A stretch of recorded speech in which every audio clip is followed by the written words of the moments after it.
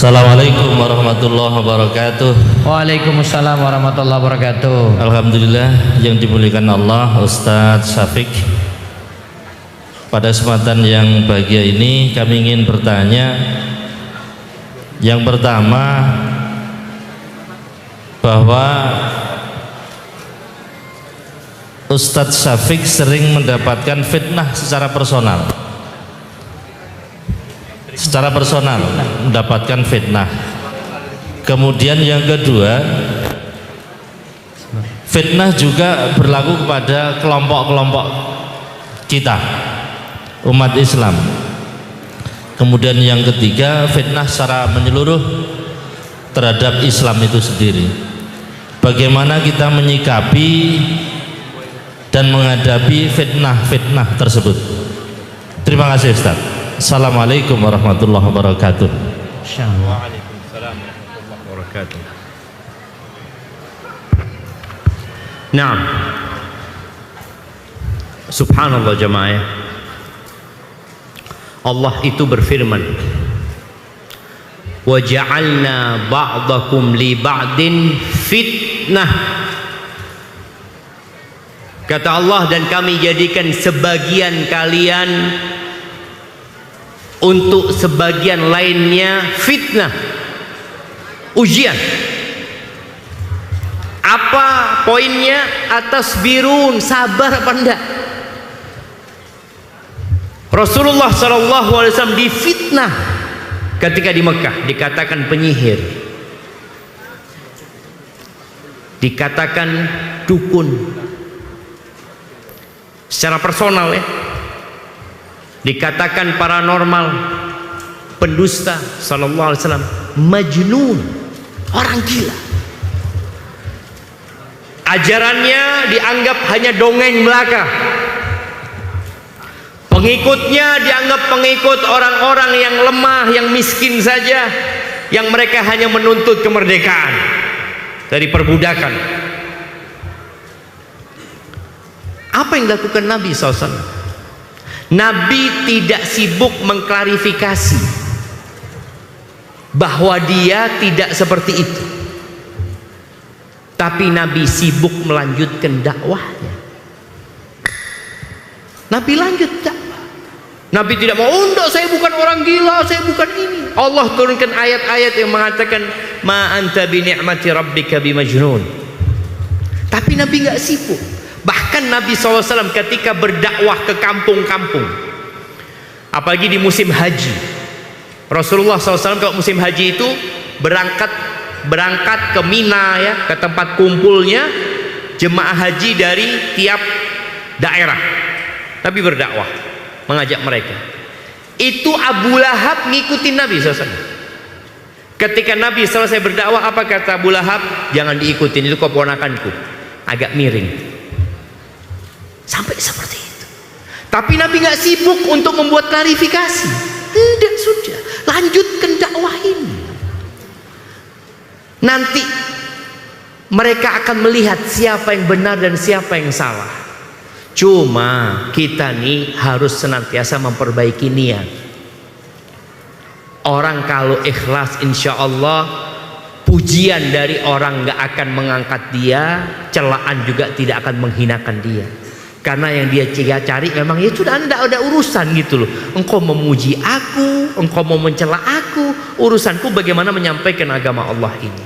Dan memang ada fitnah yang menyakitkan. Rasulullah SAW pernah istrinya difitnah berzina. Aisyah radhiyallahu anha itu difitnah berzina. Dan Nabi nggak tahu Aisyah benar berzina atau tidak. Karena Aisyah itu datang dari satu perjalanan, ketinggalan Aisyah, kemudian masuk ke kota Madinah, naik onta bersama laki-laki, bersama sahabat namanya Sofwan. Di siang hari tersebar cerita, oh saya Aisyah. Nabi itu sampai bingung, Aisyah sampai sakit. Abu Bakar, bapaknya Aisyah, ibunya Aisyah juga nggak tahu harus berbuat apa. Apa yang harus dilakukan? Kembali kepada Allah Azza wa Jalla. Benar-benar minta tolong sama Allah Azza wa Jalla.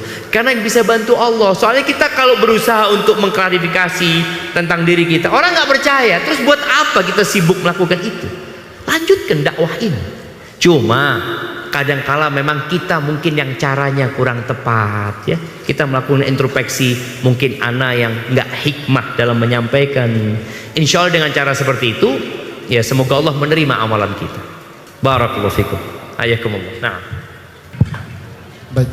Assalamualaikum warahmatullahi wabarakatuh. Waalaikumsalam warahmatullahi wabarakatuh. Terima kasih atas waktunya Ustadz. Karena pada malam hari ini kita hadir dalam pengajian ini dalam rangka untuk memperingati hari kemerdekaan sekaligus dalam rangka untuk mensyukuri nikmat Allah. Ustadz, selama 350 tahun Indonesia dijajah dan alhamdulillah karena atas karunia Allah, nikmat Allah, kita diberi kemerdekaan dan hingga hari ini sudah berusia 79 tahun. Untuk itu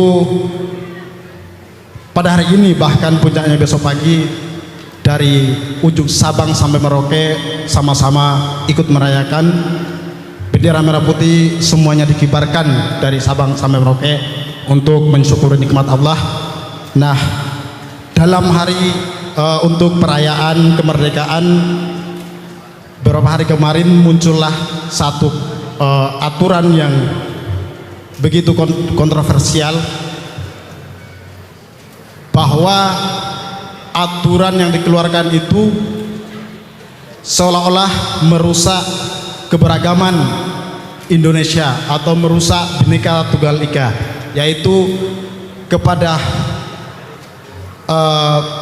Paskibra putri disuruh untuk tidak memakai jilbab pada saat upacara kemerdekaan.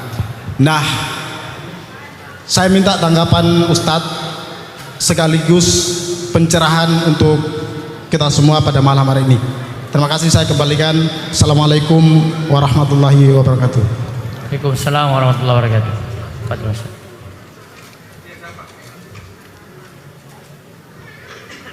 Bismillah. Barakallahu fiik.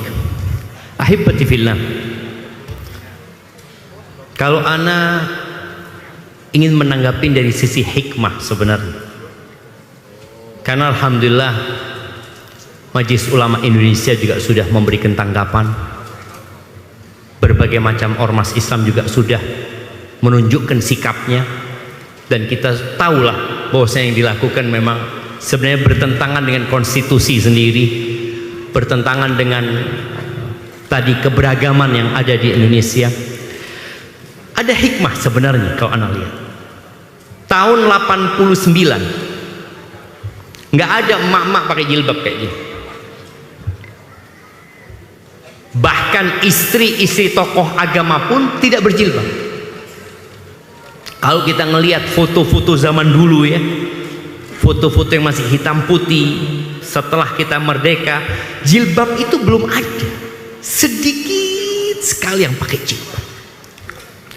Tahun 89 300 siswi SMA, mudah-mudahan anda nggak salah atau sama kuliah ya, itu dikeluarkan dari sekolah karena mereka berjilbab. Alasannya sama dengan alasan yang dibuat di Paskibraka, sama. Mereka mengatakan bahwa sekolah sudah punya seragam, jadi anak-anak ya harus ikut seragam sekolah, padahal kepala sekolahnya muslim, menteri pendidikannya muslim, presidennya muslim, wakil presidennya muslim. Tapi memang Allah kalau ingin sebuah kemuliaan itu diangkat, maka Allah jadikan sebab-sebabnya. Sejak tahun itu ribut akhirnya, sampai ada sebuah buku judulnya kalau saya revolusi jilbab ya. Semuanya menuntut ini kebebasan gitu. Kita ini Pancasilanya ketuhanan yang Maha Esa, Kemudian semua orang punya kebebasan, dijamin kebebasan. Ini namanya orang merdeka gitu. Dijamin kebebasan dia untuk menjalankan agama mereka sesuai dengan keyakinan masing-masing. Dan alhamdulillah sejak kejadian itu akhirnya jilbab itu mulai orang-orang tahu ternyata jilbab ini kewajiban. Jilbab ini bukan seragam sekolah. Jilbab ini bukan seragam pengajian, tapi jilbab ini adalah pakaian muslimah. Dan insya Allah setelah kejadian ini, harapan kita kembali umat Islam itu menyegarkan ingatannya bahwa mereka harus kembali menyebarkan jilbab. Karena jilbab yang sekarang mungkin banyak orang pakai jilbab tapi beragamanya belum baik ya. Mudah-mudahan dengan kejadian ini umat Islam semua bangkit untuk kembali kepada agama. Barakallahu fikum. Itu mungkin kalau bicara tanggapan ana. Kalau tanggapan secara hukum insyaallah sudah para ulama sudah memberikan tanggapannya, tapi kita ambil hikmahnya ya. Kita ambil hikmahnya, dan para orang tua juga perlu mengkaji kembali. Kenapa sih muslimah harus pakai jilbab? Apa tujuannya? Tujuannya demi menjaga kemerdekaan para wanita. Tujuannya agar para wanita tidak dieksploitasi kecantikannya, tidak dieksploitasi tubuhnya, dijual hanya untuk kesenangan kaum laki-laki. Antum lihat iklannya mobil, siapa di sampingnya? Perempuan. Iklannya rokok, yang menjajakan rokok itu siapa? Yang beli, yang menjajah. Ada kita lihat iklannya kulkas, siapa di sampingnya? Perempuan. Makanya perempuan kalau daftar kerja itu syaratnya apa? Good looking, harus enak dipandang, karena memang dia mau dijual untuk dipandang, untuk dilihat. Seorang wanita itu dihargai karena keterampilannya, karena keahliannya, bukan dia menjual dirinya. Semoga apa yang terjadi ada hikmah buat kita semuanya. Hadza wallahu a'lam. Baik, satu lagi terakhir ya, nggih, Kak Amir. Assalamualaikum warahmatullahi wabarakatuh. Waalaikumsalam warahmatullahi wabarakatuh. Ketika hari kemerdekaan itu banyak sekali yang merayakan. Yang ingin saya tanyakan tentang apa syarat merayakan perlombaan itu diadakan di masyarakat. Demikian yang saya tanyakan. Assalamualaikum warahmatullahi wabarakatuh. Waalaikumsalam. Nah, jamaah, ya berkaitan dengan lomba-lomba yang diadakan demi memeriahkan acara kemerdekaannya, maka seharusnya semua kembali kepada agama Allah Azza wa Jalla. Ada perlombaan yang sebenarnya hanya akan mendatangkan murka Allah. Ada perlombaan mungkin yang boleh-boleh saja. Ada perlombaan yang haram.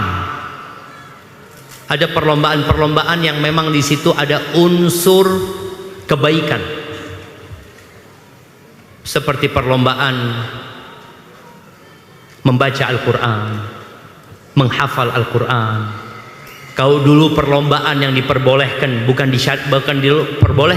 disyariatkan ya, perlombaan memanah umpamanya, sesuatu yang menumbuhkan keahlian untuk menghadapi menjajah sebenarnya. Bukan perlombaan yang hanya untuk ketawa ketiwi. Kan kita lihat kebanyakan perlombaan itu ya tidak menambah kepintaran orang, tidak menambah ilmu seseorang, tidak menambah kekuatan fisik seseorang ya. Maka itu yang mungkin perlu diperhatikan. Adapun bicara hadiah yang didapatkan juga, ada hadiah yang mengandung unsur judi. Maka jangan sampai itu terjadi. Kadang-kala lombanya sudah nggak boleh sebenarnya, kemudian ada unsur judi di situ ya. Sehingga harapannya semua yang mengadakan acara hendaklah bertakwa kepada Allah Azza wa Jal, dan juga mengisi kemerdekaan ini sebenarnya tadi seperti yang kita bicarakan, bukan dengan lomba-lomba tersebut. Coba dilihat, coba dipelajari bagaimana sebenarnya yang dilakukan oleh umat Islam pada tahun 1946, 47, 48, 49, 50, 51. Kok sekarang jadinya seperti ini gitu ya. Maka itu mungkin yang perlu jadi perhatian. Dan sejatinya umat Islam itu sendiri, kalau bicara hari bersenang-senangnya umat Islam itu adalah Idul Fitri dan Idul Adha. Dan ketika Idul Fitri, Idul Adha, seharusnya kita itu bersenang-senang, bikin lomba-lomba itu di Idul Fitri. Orang tua ya mengumpulkan keluarganya, ya itu waktu bersenang-senang sebenarnya. Hadza wallahu a'lam bissawab. Nah. Baik.